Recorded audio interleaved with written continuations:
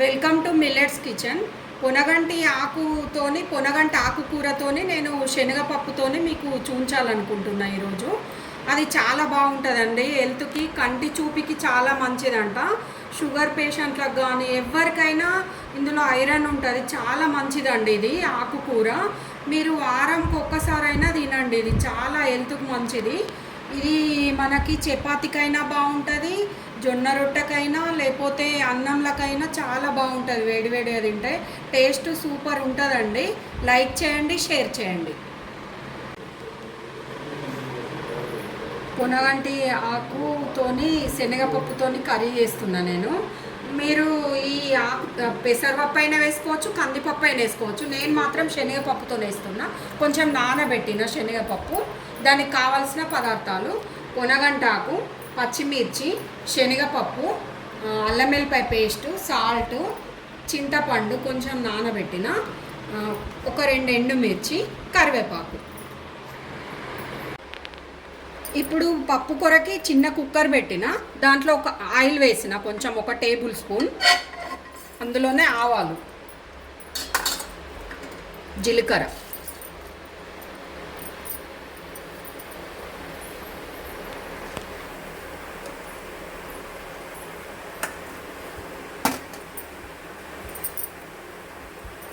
పచ్చిమిర్చి,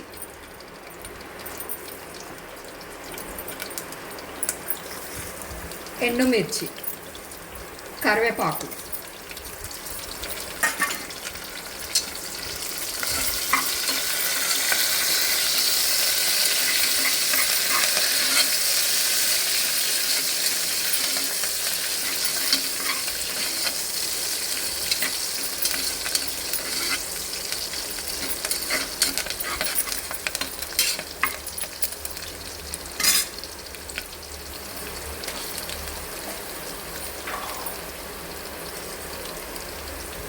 కొంచెం అల్లం వెల్లిపాయ పేస్ట్, ఒక 1/2 చెంచా.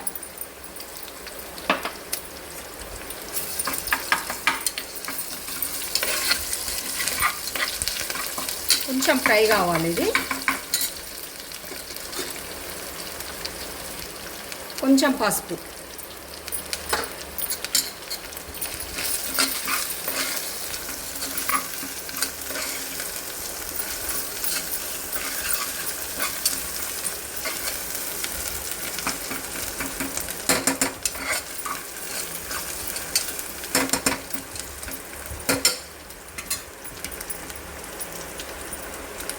ఇప్పుడు ఆకు వేసుకోవాలి, పొనగంటి ఆకు.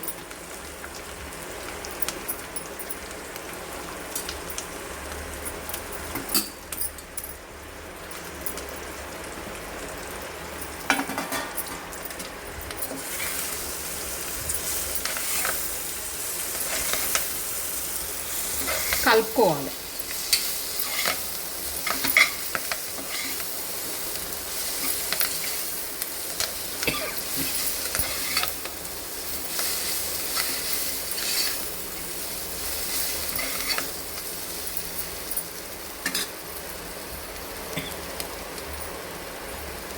నానబెట్టిన శనగపప్పు,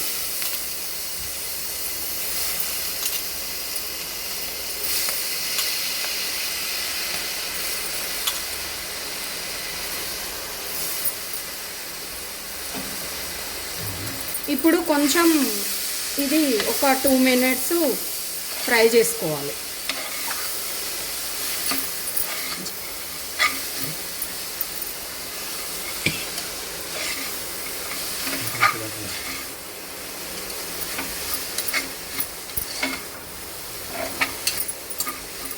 ఎందుకంటే కొంచెం స్మెల్ పోతుందని, పచ్చి స్మెల్ పోతుందని కొంచెం నానబెట్టుకున్నాం కాబట్టి వేయించకుండా సరిపోతుంది, ఏం కాదు.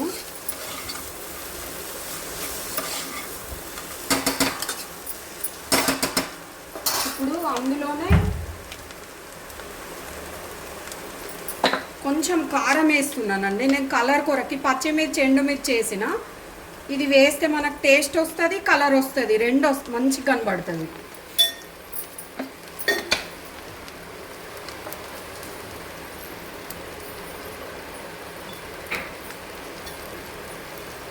సాల్ట్,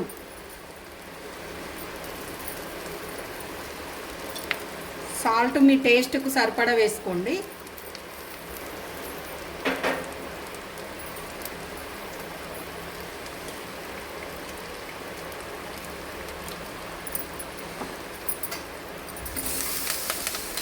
కలపాలి మంచిగా.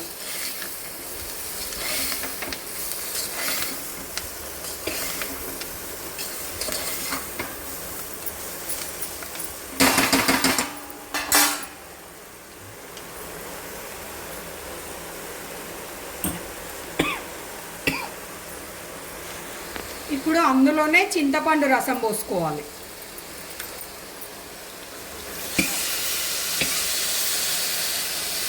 లైట్గా పోసుకోవాలండి, బాగా కాదు. ఇంకా నేను చిన్న నిమ్మకాయ అంతా తీసుకున్నా చింతపండు. ఏంటంటే మనకు టేస్ట్ వస్తుంది, చింతపండు రసంతో టేస్ట్ వస్తుంది.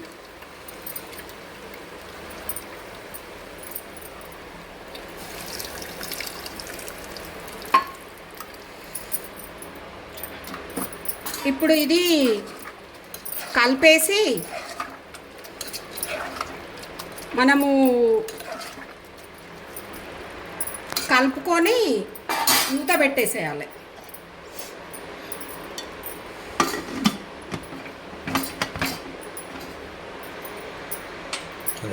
మూత పెట్టేసి ఒక శనగపప్పు కాబట్టి ఒక 3 విజిలీలు వస్తే సరిపోతుందండి. 3-4 విజిలీలు వస్తే సరిపోతుంది. 4 విజిలీల తర్వాత ఇట్లా అవుతుందండి మంచిగా. నేను స్టవ్ బంద్ చేసిన తర్వాత కొత్తిమీర వేస్తున్నా.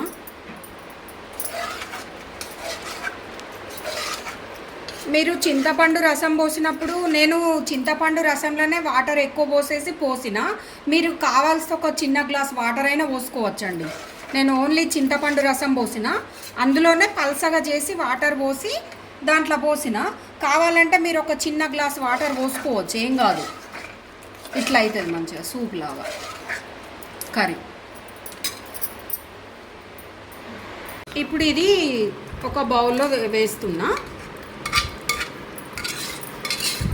ఇది మన జొన్న రొట్టెకు, చపాతీకి, అన్నంలకి దేనికైనా బాగుంటుందండి. సర్వ్ చేసుకోండి. చూడండి ఎంత మంచిగా వచ్చింది.